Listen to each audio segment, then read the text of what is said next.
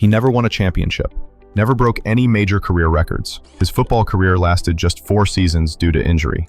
His baseball career was solid, but not legendary by traditional metrics. But he did something no one else has ever done. He proved that the impossible was just another word for untested. Bo Jackson showed us what human potential looks like when it's not confined by conventional thinking.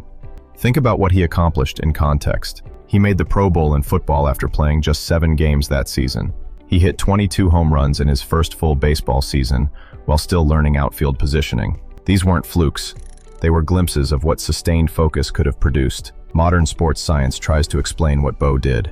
His 40-yard dash time was reportedly 4.12 seconds, though he never ran it officially. His vertical leap was measured at 42 inches. But numbers don't capture the whole story. Teammates from both sports describe something intangible about Bo's presence. He made professional athletes feel slow and weak just by existing in the same space. Raiders running backs coach said, "Watching Bo was like seeing evolution in real time." Baseball players talked about the sound his bat made, different from everyone else's.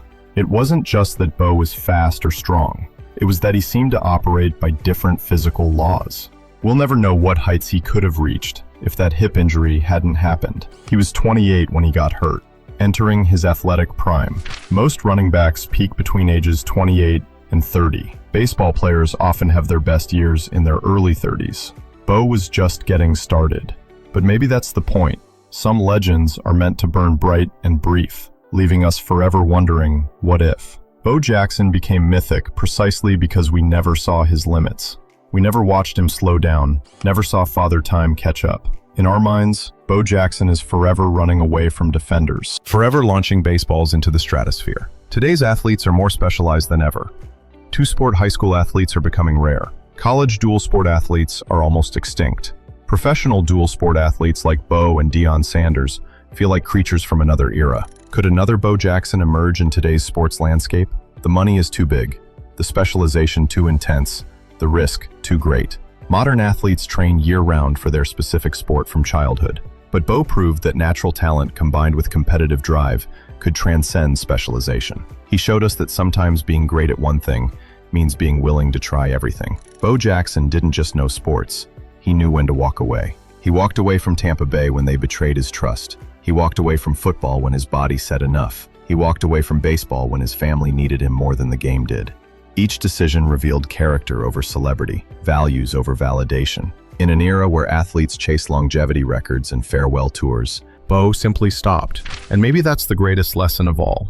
Sometimes the most extraordinary thing you can do is choose to be ordinary. Sometimes, knowing when to stop is more impressive than knowing how to start. Bo Jackson remains the only athlete to achieve all-star status in both the NFL and MLB. Not because no one else was talented enough, but because no one else was brave enough to risk everything twice. That's Nike was watching. Phil Knight and copywriter Jim Riswold had an idea that would change sports marketing forever. Before Bo, athletes were marketed within their sport. Riswold saw something different. What if an athlete could transcend sports entirely? The Bo Knows campaign wasn't just advertising. It was a cultural phenomenon. Bo trying tennis, hockey, cycling, with Bo Diddley delivering the punchline, "You don't know Diddley." The ads were brilliant because they played on something everyone was already thinking. If Bo could master football and baseball, what couldn't he do? Sales of cross-training shoes exploded from $40 million to $400 million. Suddenly, everyone from Wayne Gretzky to Michael Jordan wanted to be part of the campaign. Bo had become bigger than sports. He was a cultural icon. But here's the beautiful contradiction at the heart of Bo Jackson. While Nike was turning him into this superhuman marketing icon, Bo himself kept saying, "Every time I hear someone say I'm the greatest athlete ever, I ignore it. There's always someone better. There's always someone better." This is a man who could homer 460 feet and rush for 200 yards in the same year, and he's telling you he's not that special. That humility wasn't an act. It was who he really was.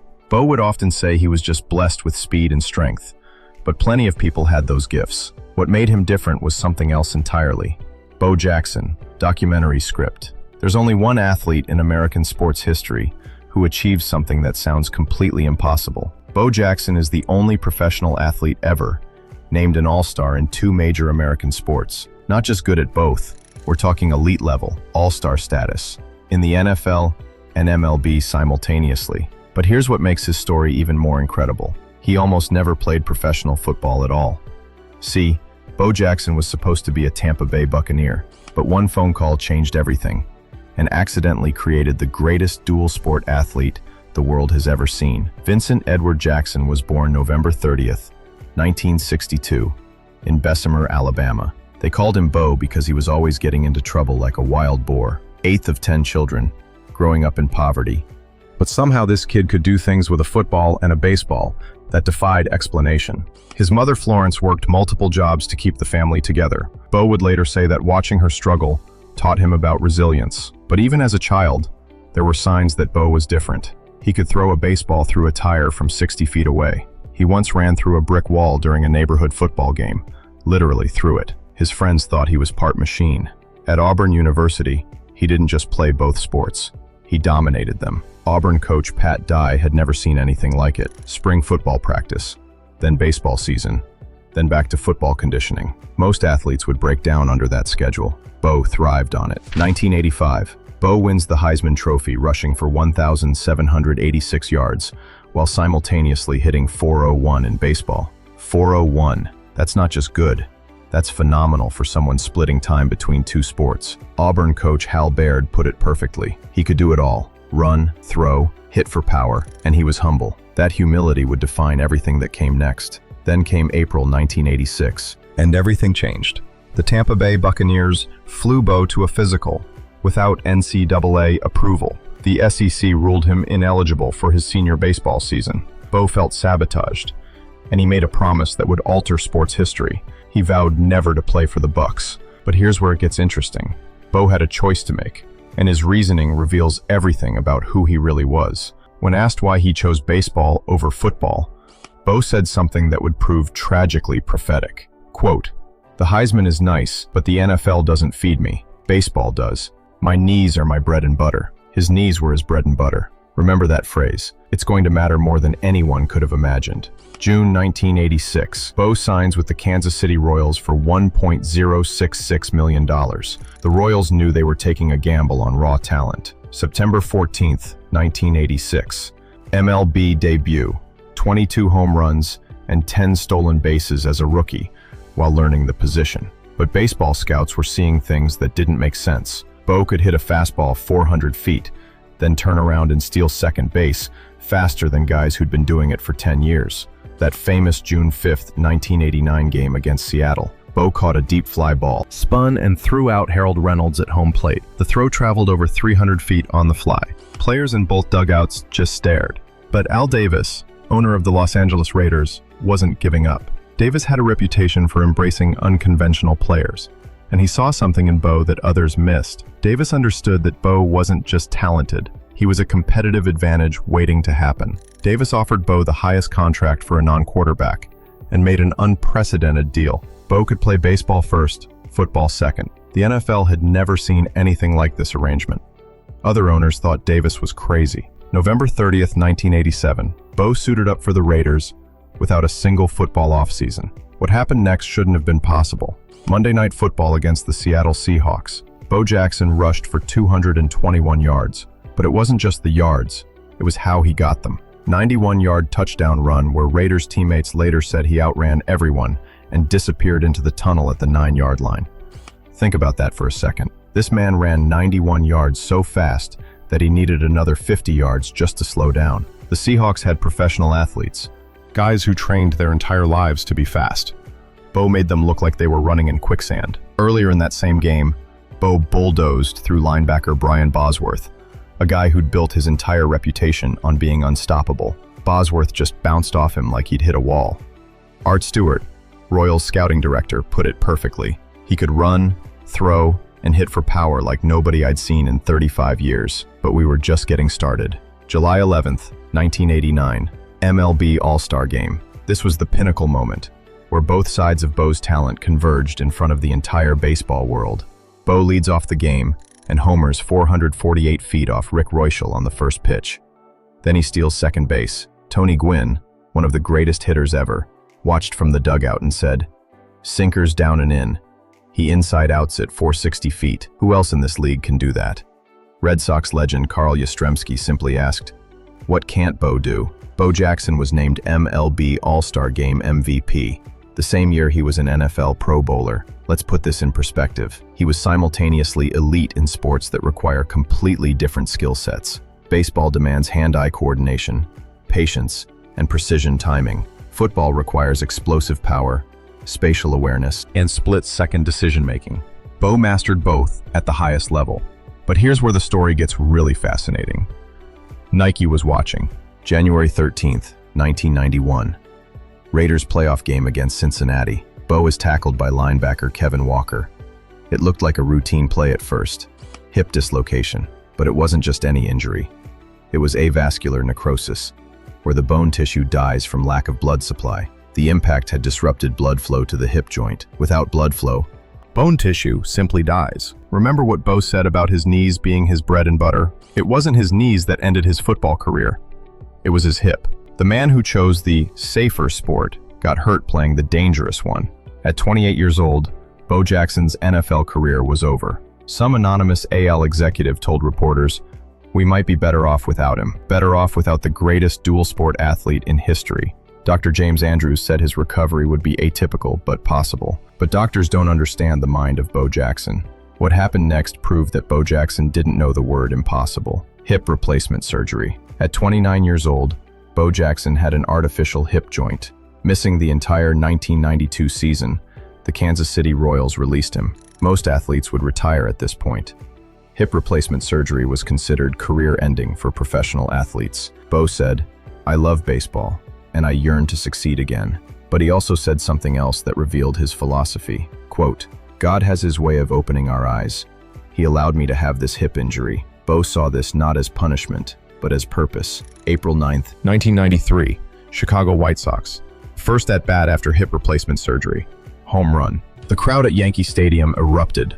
Bo Jackson had just hit a home run with an artificial hip. When reporters asked about his hip, Bo joked, "What hip?" That season, Bo hit 16 home runs and drove in 75 RBIs. Bo Jackson was named 1993 American League Comeback Player of the Year. He had accomplished something that medical experts said was impossible. But by 1994, the surgically repaired hip was breaking down again. Bo Jackson faced another choice. He could keep playing, keep chasing records, keep being Bo Jackson the icon. The California Angels offered him a contract. Fans wanted to see more magic. Instead, he chose something else entirely. Bo quietly retired to focus on his children. As he put it, "This is my life now." The man who could do anything chose to be a dad. Bo would later reflect on head injuries in football, saying, "If I knew now what I know about head injuries, I would have never played football." But he never expressed regret about his career choices. Jeff Pearlman, who wrote The Last Folk Hero about Bo, describes him today as ornery but not hateable, and says he doesn't seek the spotlight. Bo declined to participate in Pearlman's book. He's moved on to charity work, including Bo Bikes Bama, a cycling event that raises money for tornado victims in Alabama. Even in retirement, Bo is still helping people overcome the impossible. So what do we make of Bo Jackson? He never won a championship, never broke any major career records. His football career lasted just 4 seasons due to injury. His baseball career was solid, but not legendary by traditional metrics.